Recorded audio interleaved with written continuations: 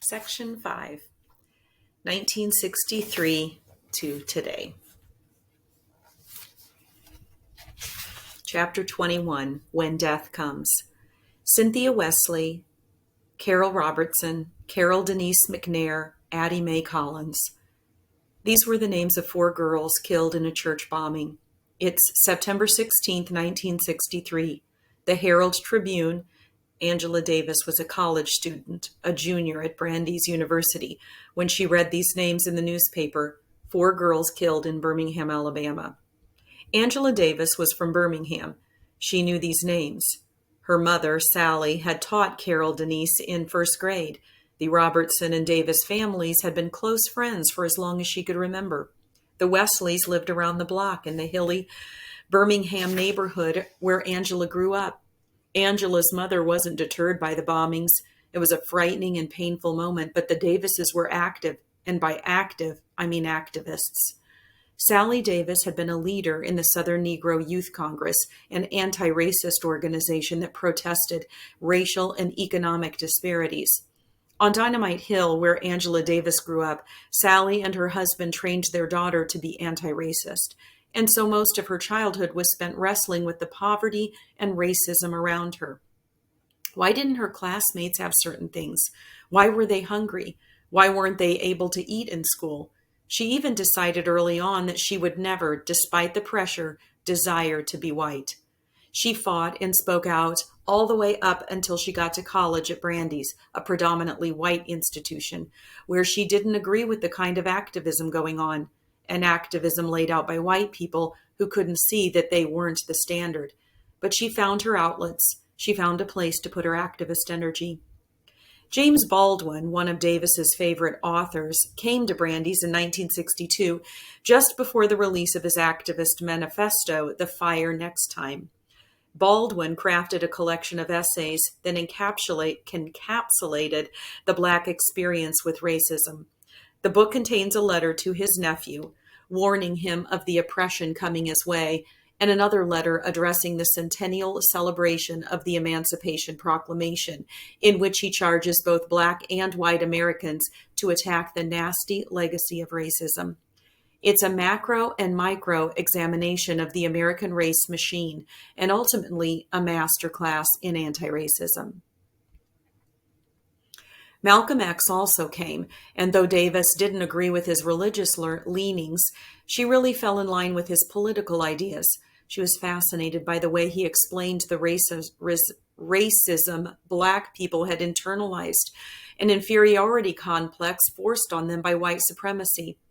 But during Davis's junior year, while studying abroad in France, she was emotionally transported home when she read the 4 names in the Tribune: Cynthia Wesley, Carol Robertson, Carol Denise McNair, Addie Mae Collins. Back to Dynamite Hill. Davis didn't see this moment as a special event, a one-off incident. No, she had grown up fully aware of American racism and its deadly potential. All she could do was swallow it and use it as fuel to keep fighting. President John F. Kennedy, on the other hand, had to figure out how to fix it. Well, there was no fixing it, but at least he had to do something to snuff out what could become a complete explosion on Dynamite Hill. He launched an investigation, which, by the way, caused his approval ratings to drop. Can you believe that? 4 children were killed, bombed, and because the president tried to get to the bottom of it, his Southern constituents and supporters were actually upset. Kennedy tried to rebound, tried to boost his ratings back up in Dallas 2 months later. He never made it back to the White House. 2 days after Kennedy's burial, Lyndon Baines Johnson, who was now president, proclaimed that the civil rights bill that Kennedy had been working on would be passed. But what did that mean? On paper, it would mean that discrimination on the basis of race was illegal. But what it actually meant was that white people, even those in favor of it in theory, could then argue that everything was now fine, that Black people should stop crying and fighting and get over everything, because now things were equal. It meant they'd argue what they'd been arguing, that Black people's circumstances are caused solely by themselves, and if they just worked harder and got educations, they succeed. It meant they'd completely ignore the hundreds of years of head starts white people had in America. And the worst part, the Civil Rights Act of 1964 would have caused white people to rethink white seniority and superiority. And instead of dealing with it, they turn it on its head, flip it around, do the old okey doke, and claim that they were now the victims. Then they were being treated unfairly, unjustly. So even though the act was supposed to outlaw discrimination, it ended up causing a backlash of more racist ideas. Nonetheless, the Civil Rights Act of 1964 was the first important civil rights legislation since the Civil Rights Act of 1875. Hours after President Johnson signed it into law on July 2nd, 1964, he hit the TV screen to play up the whole American ideal of freedom. His appearance on television may as well have been a sitcom, a show fully cast with the best actors, complete with smiling faces and a laugh track. And Black Americans, at least those who'd seen the show before, looked on, entertained, but fully aware it was all scripted. And cut. Malcolm X, full of distrust for America, spoke out not against the bill, but about the likelihood of its actually ever being enforced. Who was going to make sure the laws would be followed if the lawmakers, and law enforcers were all white and racist? Angela Davis felt the same way. And Angela and Malcolm weren't wrong. This was a political play. President Johnson knew that since he'd made it about Kennedy, this bill wouldn't hurt his position as president or his potential to get reelected. At least that's what he thought. But George Wallace, the governor of Alabama and ultimate racist, threw a major wrench into Johnson's reelection plans. Wallace had taken a public stand for segregation the year before and received 100,000 letters of support, mostly from Northerners. Wait, what? Yep, Northerners, sending in letters in support of Wallace's stance for segregation. This proved painfully that everyone, the North and the South, hated Black people. Barry Goldwater, a senator from Arizona, was also running. Goldwater was ushering in a new kind of conservatism.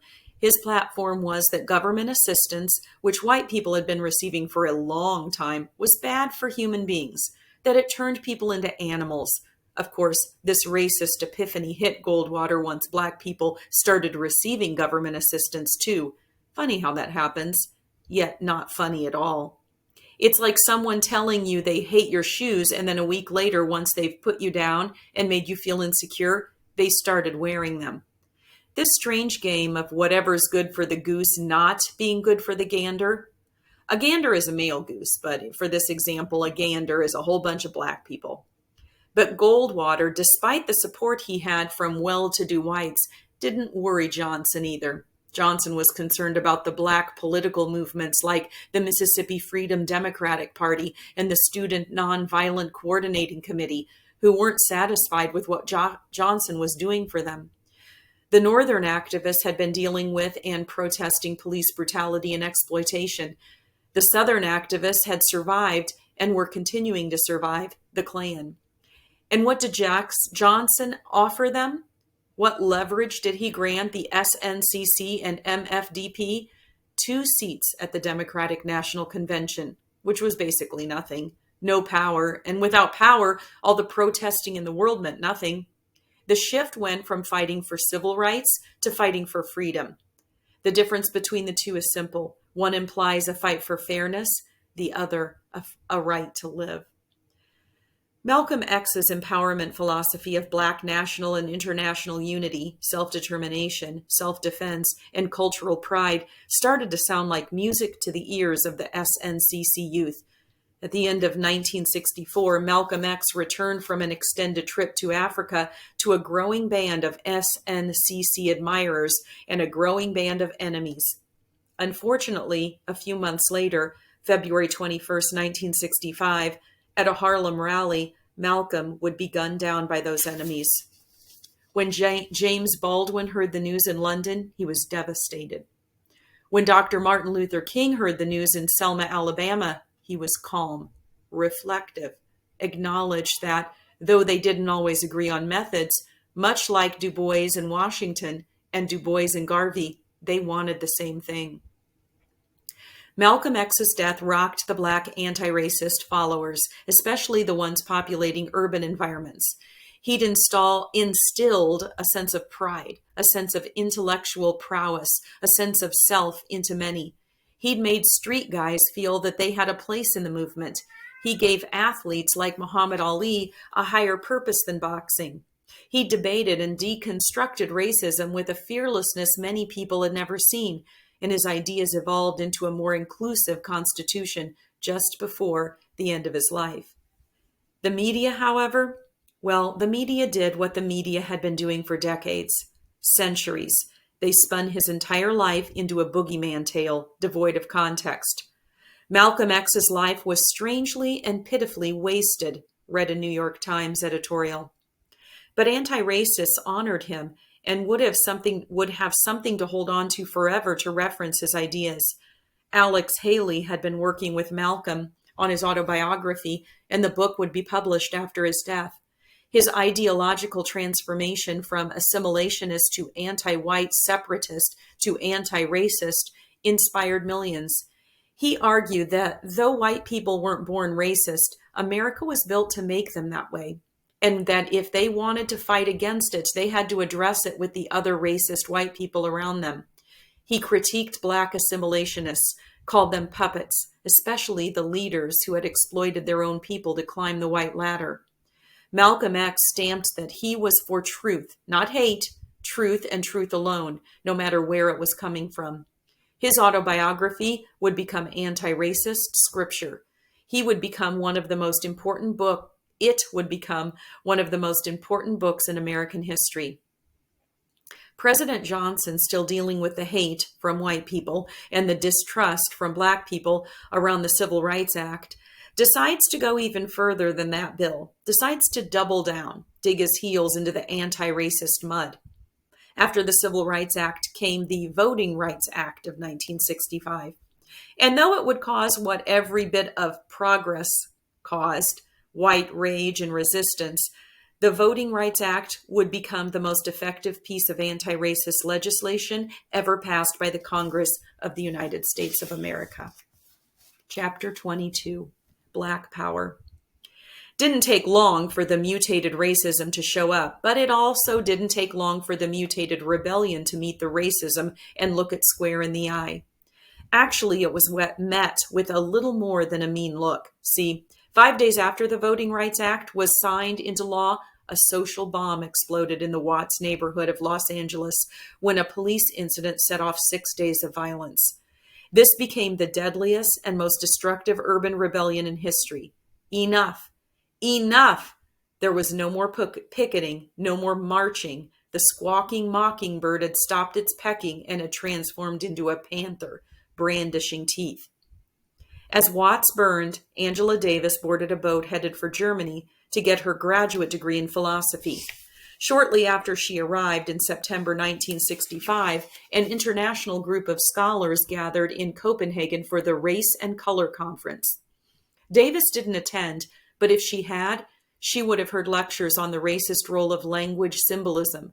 Scholars pointed out everyday phrases such as black sheep, blackballing, blackmail, and blacklisting, among others, that had long associated blackness and negativity.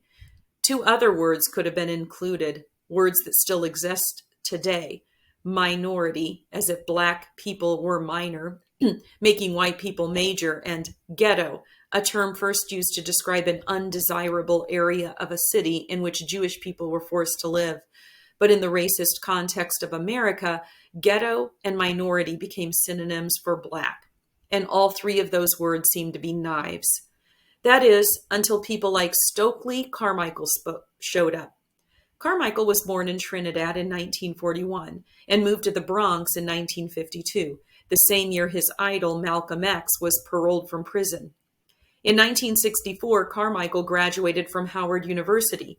By then, Malcolm's disciples, including Carmichael, were saying that the word Negro was to describe Black assimilationists and Black was for the anti-racist, removing the ugliness and evil that had been attached to it. They were now passionately embracing the term Black, which stunned Martin Luther King Jr.'s Negro disciples and their own assimilationist parents and grandparents who would rather be called the N-word than Black. Carmichael was the kind of guy who'd rather be called dead than afraid. He was the new chairman of the SNCC, and a year after the uprising in Watts, he and the SNCC found themselves at a rally in Greenwood, Mississippi, called the March Against Fear. It was at this rally that Carmichael would exclaim a culture-shifting phrase. What we gonna start saying now is Black Power. Black Power. And when Black people, especially the disenfranchised, but also anti-racist ones, caught wind of this phrase and married it to Malcolm X's autobiography, Black Power basically sums up the book. Black Power became a red fire burning in the Black community and burning down the white one.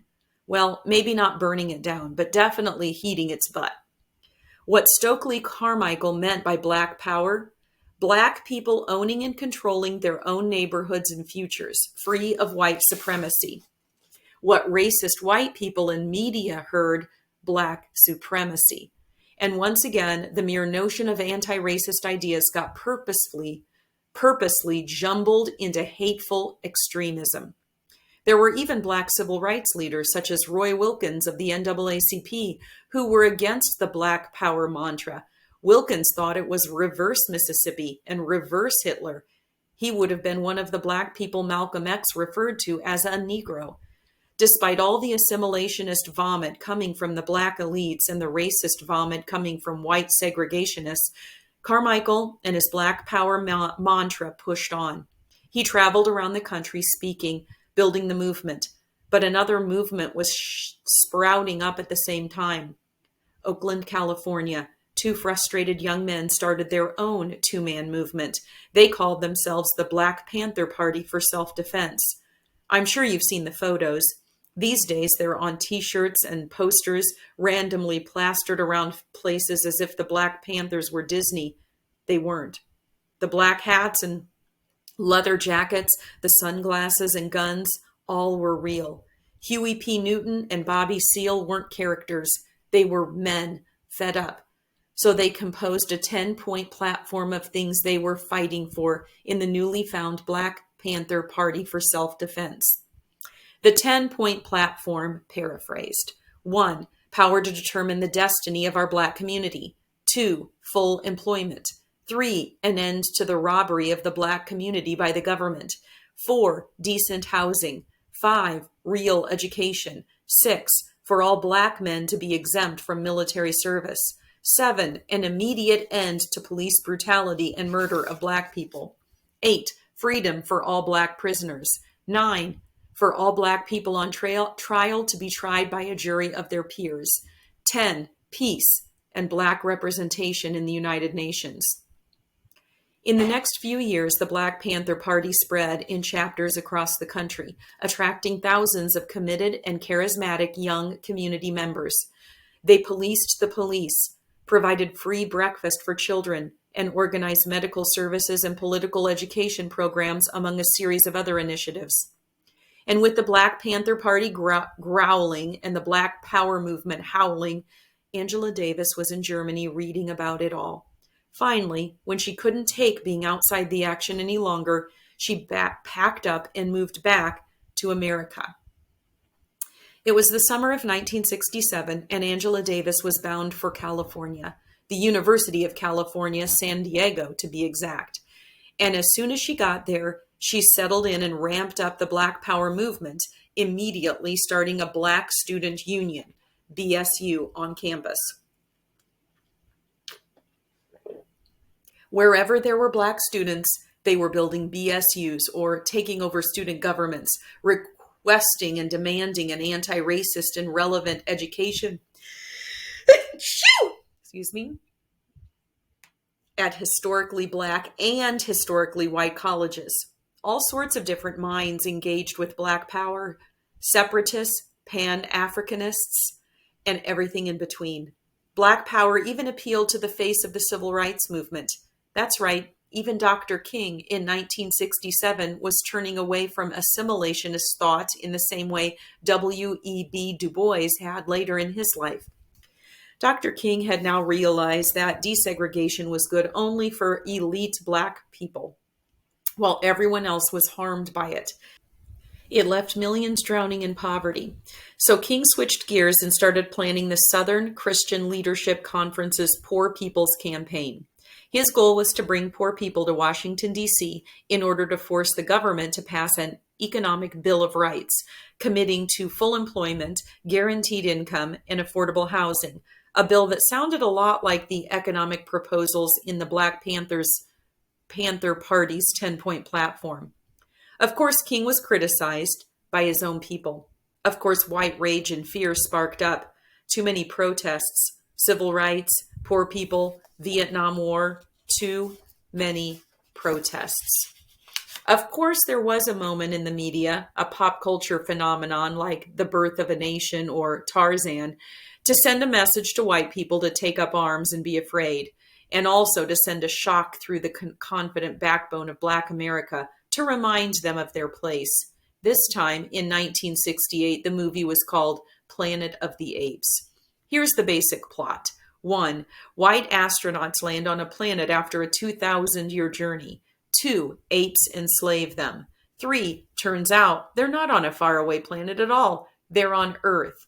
4. No! While Tarzan put the racist conquering of Africa and Africans on the screen, Planet of the Apes stoked the racist fear fire by showing the dark world rising against the white conqueror. And just like with Tarzan, Planet of the Apes went boom, became a mega hit, complete with sequels and comics and merchandise. And just like that, the conversation coming from the American government shifted to protect their planet. Black power was met by a new slogan, one spat out like a racist slur, law and order. A week later, on April 4th, Angela Davis was at the new office of the SNCC in Los Angeles. The newly organized SNCC chapter was her new activist home as she shuffled back and forth between Los Angeles and her doctoral studies at UC San Diego. That afternoon, she heard a scream. Following the scream came the news. Dr. King, after giving a speech that referenced a human rights revolution, had been shot dead. King's death transformed countless doubly conscious activists into singly conscious anti-racists, and Black power suddenly grew into the largest American anti-racist movement ever. There was a shift happening. James Brown made a song that insisted, and everyone say it loud, I'm Black and I'm proud. Black people started to move away from colorism, and some reversed. The darker, the better.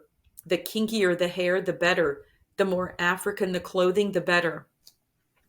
From 1967 to 1970, Black students and their hundreds of thousands of non-Black allies compelled nearly 1,000 colleges and universities spanning almost every U.S. state to introduce Black studies departments, programs, and courses. The demand for Black studies filtered down into K-12 schools too, where textbooks still often presented African Americans as subhuman, happy slaves. Early Black studies intellectuals went to work on new anti-racist textbooks. Black studies and Black power ideas in general also began to inspire anti-racist transformations among non-Blacks. White hippies who had been anti-Vietnam War had now begun pledging to try to stop the influence of racism from white Americans. Puerto Rican anti-racists and the emerging Brown power movement, which also challenged the color hierarchy. And while the movement continued to grow, Angela Davis was dipping her toe in different waters. See, the Black Power movement wasn't perfect, of course, and though it had a righteous cause, it was still sexist. Men ran it all. Women were pushed to the back, like they'd been in every racial liberation movement in history. So Davis started seriously considering joining the Communist Party, which at the time was feared by the American government, who thought the communists and communism, which was rooted in ending social classes, would overthrow democracy. Davis, a subscriber to the communist ideals of revolution, felt the Communist Party hadn't paid enough attention to race. But there was a collective of communists of color that did. The Chilumumba Club. They were all it took to push her over the edge and join the party. Her first role was working on the campaign for the first black woman to run for the U.S. presidency, the Communist Party candidate Charlene Mitchell. In the 1968 presidential election, Mitchell squared off against Lyndon Johnson's vice president, Hubert Humphrey. Richard Nixon ran on the Republican ticket. His innovative campaign would reveal the future of racist ideas.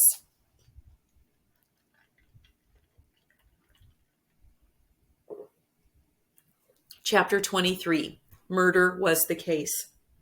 Richard Nixon and his team looked at the way George Wallace had run his campaign, vote for hate, and felt like it was a good idea to follow in his footsteps.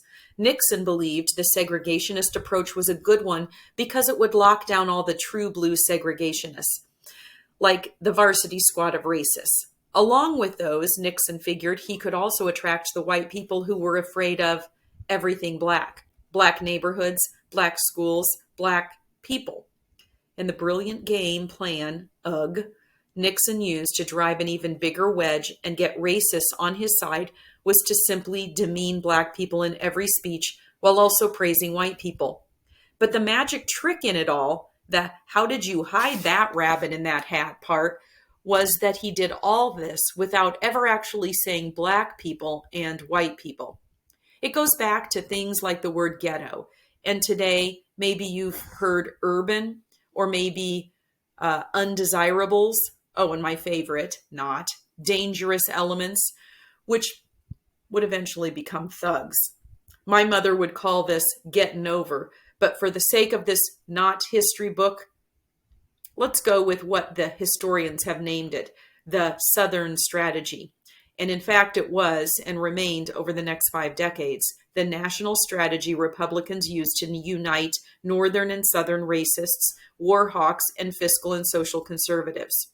The strategy was right on time, with the Southern strategy in full tilt, and with the messaging being all about law and order, which meant doing anything to shut down protests or at least to paint them as bloodbaths. Richard Nixon won the presidency. In the fall of 1969, with Charlene Mitchell's campaign behind her, Angela Davis settled into a teaching position at the University of California, Los Angeles, UCLA. But the FBI had other plans. J. Edgar Hoover, the director of the FBI, had launched a war to destroy the Black Power movement that year. And all they needed to cut Davis down was to know that she was part of the Communist Party. Ronald Reagan, the governor of California at the time, had her fired from UCLA. When she tried to plead her case, it set off a media storm.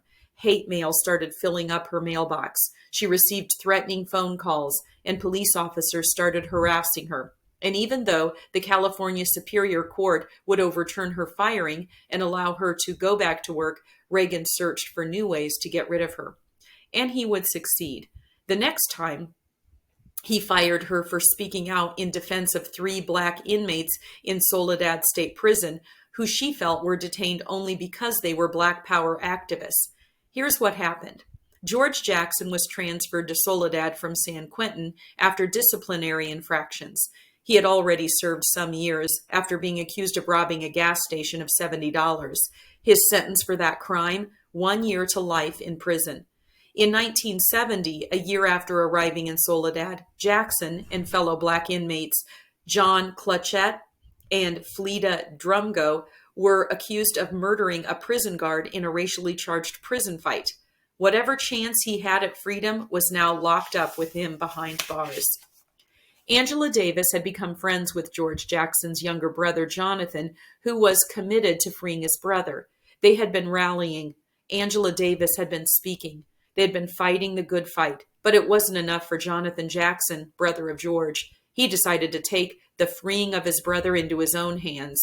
This is real. Pay attention. It's going to go quickly. August 7th, 1970. Jonathan Jackson walked into a courtroom in California's Marin County. He was holding 3 guns. He took the judge, the prosecutor, and 3 jurors hostage. He freed 3 inmates who were on trial. He led the hostages to a van parked outside. Police opened fire. The shootout took the lives of the judge, 2 inmates, and also Jonathan Jackson. He was 17 years old.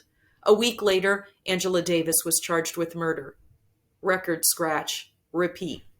A week later, Angela Davis was charged with murder.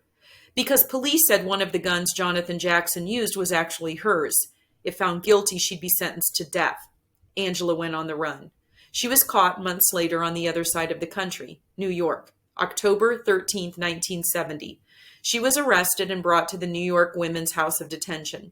While she was in there, around so many other Black and brown incarcerated women, she began to develop her Black feminist theory. On the other side of the prison walls, organizations were fighting and rallying for her freedom. And this rallying cry continued after December 1970, when Davis was sent back to California, where she spent most of her jail time in solitary confinement awaiting trial. She read the letters, thousands of letters, from activists and supporters. She also studied her case, studied it and studied it and studied it. A year and a half later, her trial finally began. She represented herself and won. On June 4th, 1972, Angela Davis was free, but not free in her own mind until she could help all the women and men she was leaving behind bars get free. There was no value to her in her own exceptionalism. She was an anti-racist. She knew better than to beat her chest when there was a much bigger challenge to be beaten, much stronger chains to break. 3 years later, Angela Davis returned to teaching. Nixon had resigned from office after a scandal he wasn't punished for, no surprise, and Gerald Ford was president. Just telling you that because you'd probably be wondering what happened to Nixon. Turns out he was a liar and couldn't, as my mother would say, get over. Anyway, Davis had taken a job at the Claremont College's Black Studies Center in Southern California, and she realized quickly that not much had changed since she'd been gone. Segregationists were still arguing some kind of natural-born problem with Black people, and assimilationists were still trying to figure out why integration had failed. And the one thing that Black male assimilationist scholars kept arguing about was that Black masculinity was what was frightening to white men, that it was sexual jealousy that spawned systemic oppression, which is ridiculous because it buys into the racist idea that Black men are sexually superior, making them superhuman, making them not human, and also continues the narrative that Black women just don't matter. Black women didn't have a place in the conversation, though they'd been the steadying stick from the moment the conversation began. All this in line with decades, centuries of racist propaganda, centuries of white men and white women and Black men all working to erase or discredit who they thought posed the greatest threat to freedom, even if it's only, in the case of Black men, the freedom to pretend to be freer than they actually are. And what about the LGBT community? Were they not to be included in this conversation? Fortunately, there was media, but not another Tarzan or Planet of the Apes, not another Uncle Tom's Cabin either. This time, just like with the novelist Zora Neale Hurston, who had in the past written Southern dialect into the mouths of strong women characters, their eyes were watching God, Black women were screaming with Black feminist, anti-racist work. Audre Lorde produced essays, stories, and poems from the perspective of being Black and lesbian. She pushed back against the idea that she, as a Black person, woman, and lesbian, was expected to educate white people, men and/or heterosexuals, in order for them to recognize her humanity. Zoki Chang used her creative anti-racist energy to produce a play for colored girls who have considered suicide when the rainbow is enough, portraying the lives of Black women and their experience of abuse, joy, heartache, heartbreak, strength, weakness, love, and longing for love. Some people were afraid it would strengthen stereotypes of Black women. Some were afraid it would strengthen stereotypes of Black men. Both fears are code for the fear of an anti-racist truth. Alice Walker wrote The Color Purple, a novel that presents a Black woman dealing with abusive Black men, abusive Southern poverty, and abusive racist whites. The tired argument about the black male stereotype arose again, but so what? And Michelle Wallace wrote a book called Black Macho and the Myth of the Superwoman. Wallace believed sexism was an even greater concern than racism. She was loved, but she was hated just as much. And while the idea of black masculinity was being challenged by black women, white masculinity was being threatened constantly by black men. So once again, white America created a symbol of hope, of man, of macho, of victor, and plastered it on the screen again. This time, his name was Rocky. I'm sure you've seen at least one of the movies, even if it's one of the new ones. And if you haven't, you know the fight song. The song playing while Rocky runs up a set of museum steps, training, tired but triumphant. Yeah. Rocky, played by Sylvester Stallone, was a poor, kind, slow-talking, slow-punching, humble, hard-working, steel-jawed Italian-American boxer in Philadelphia, facing off against the unkind, fast-talking, fast-punching, cocky African-American world heavyweight champion. Really? Rocky's opponent, Apollo Creed, the new movies are about his son, with his amazing thunderstorm of punches, symbolized the empowerment movements, the rising black middle class, and the real-life heavyweight champion of the world in 1976, the pride of black power, masculinity, Muhammad Ali. Rocky symbolized the pride of white supremacist masculinity's refusal to be knocked out from the thunderstorm of civil rights and black power protests and policies. Weeks before Americans ran out to see Rocky, though, they ran out to buy Alex Haley's Roots, the saga of an American family. Haley, who was known for working with Malcolm X on his autobiography, had now basically written the slave story of all slave stories. It was a 700-page book, then made into a miniseries that became the most watched show in television history. It blew up a bunch of racist ideas about how slaves were lazy brutes, mammies, and sambos, and how slave owners were benevolent and kind landlords. But as much as anti-racist black Americans loved their roots, racist white Americans loved, on and off screen, their Rocky, with his unrelenting fight for the law and order of racism. And then, in 1976, their Rocky ran for president. Chapter 24. What war on drugs? Not like Rocky, not the character or the guy who played the character, Sylvester Stallone, though that would have been funny or not. But it was, in fact, an actor, one who had already done damage to black people, the one who'd been gunning for Angela Davis, who kept her from working. That's right, Ronald Reagan was running for president. He'd lose the nomination to Gerald Ford in 1976, but would come right back in 1980 with a vengeance. He'd use an updated version of law and order politics and the Southern strategy to address his constituents and talk about his enemies without ever having to say white or black. He dominated the media. Angela Davis was running against him for the vice president seat and couldn't get any coverage, created false narratives about the state of the country, and won. And lots of things unfolded. New shaky propaganda that many people took seriously about genetics coding us to be who we are, as if there were a gene for racism.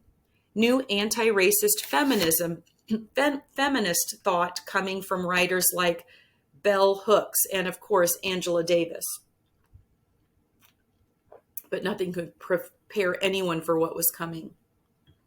2 years into Reagan's presidency, he issued one of the most devastating executive orders of the 20th century, the war on drugs. Its role, maximum punishment for drugs like marijuana. This war was really one on black people. At the time, drug crime was declining. As a matter of fact, only 2% of Americans viewed drugs as America's most pressing problem. Few believed that marijuana was even that dangerous, especially compared with the much more addictive heroin. But President Reagan wants to go to war against drugs. If you're like me, you're asking yourself, was he on drugs? Yes, he was. The most addictive drug known to America, racism. It causes wealth an inflated sense of self, and hallucinations. In this case, it would unfairly incarcerate millions of Black Americans. And in 1986, during his second term, Reagan doubled down on the war on drugs by passing the Anti-Drug Abuse Act. This bill gave a minimum 5-year sentence for a drug dealer and a drug user caught with 5 grams of crack, the amount typically handled by Blacks and poor people, while the mostly white and rich users and dealers of powder cocaine, who operated in neighborhoods with fewer police, had to be caught with 500 grams to receive the same 5-year minimum sentence. Let that sink in. Same drug, different form. One gets 5 years in prison if caught with 5 grams, the size of 2 quarters. The other gets 5 years in prison for 500 grams, the size of a brick. The results should be obvious. Mass incarceration of Black people, even though white people and Black people were selling and using drugs at similar rates. Not to mention police officers policed Black neighborhoods more, and the more police, the more arrests. It's not rocket science, it's racism, and it would, once again, tear the Black community apart. More Black men were going to prison, and if they came home, it was without the right to vote. No political voice. Also no jobs. Not just because of felony charges, but because Reagan's economic policies caused unemployment to skyrocket. So violent crimes rose because people were hungry, and according to Reagan and racists, it was all Black people's fault, not the racist policies that jammed Black people up. And the media, as always, drove the stereotypes without discussing the racist framework that created much of them. Once again, Black people were lazy and violent. The men were absent from the home because they were irresponsible and careless, and the Black family was withering due to all this, but especially, according to Reagan, because of welfare. There was no evidence to support any of this, but hey, who needs evidence when you have power, right? The worst part is that everyone believed it, even Black people. And to offset that image, or at least attempt to, another television show was created portraying the perfect Black family, The Cosby Show. A doctor and a lawyer with 5 children in the upscale section of Brooklyn Heights, upper middle class, healthy marriage, good parents. The father, Heathcliff Huxtable, played by Bill Cosby, even has his office in his home so that he never has to risk not being there for his children. There's the older, responsible daughter, the rebellious second daughter, the goofy but endearing son, the awkward and nerdy third daughter, and the cute, lovable baby girl. And their collective role as a family of extraordinary Negroes was to convince white people that Black families were more than what they were being portrayed to be. Which, of course, was racist in and of itself, because it basically said that if a Black family didn't operate like the Huxtables, they weren't worthy of respect. And of course, the Cosbys did nothing to slow Reagan's war. If anything, the show helped create a more polarizing view, because in 1989, a Pulitzer Prize-winning Harvard medical degree-holding Washington Post columnist named Charles Krauthammer invented the term crack baby. It was a term used to blanket a generation of Black children born from drug-addicted parents, saying they were now destined for inferiority, that they were subhuman, that the drugs had changed their genetics. There was no science to prove any of this, but who needs science when you have racism? And that term, that label, crack baby, grew long arms and wrapped them around Black children all over the inner cities of America. Whether it was true or not, Krauthammer and racists had basically figured out how to create a generation of criminals in their minds. But Black people, as always, fought back. And this time, in the late 80s, after the election of George H.W. Bush, who of course used Reagan's racist ideas to win, they would beat racism back with a beat.